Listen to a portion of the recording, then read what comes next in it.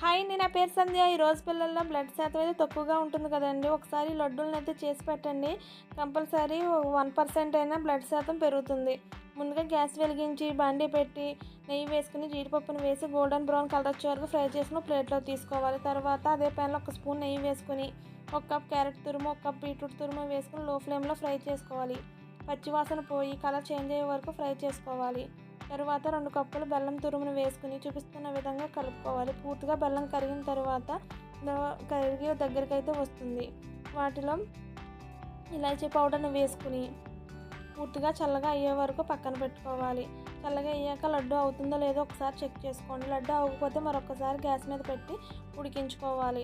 ఉడికించుకుని ఒక ప్లేట్లో తీసుకోవాలి. వాటిలో కొద్దిగా జీడిపప్పును కూడా వేసుకుని చూపిస్తున్న విధంగా లడ్డూల్లా చేసుకుని ఒక డబ్బాలో స్టోర్ చేసుకుని డైలీ పిల్లలకి ఇస్తే కంపల్సరీ బ్లడ్ శాతం అయితే పెరుగుతుంది. మీకు ఈ వీడియో నచ్చితే ప్లీజ్ లైక్, షేర్, సబ్స్క్రైబ్.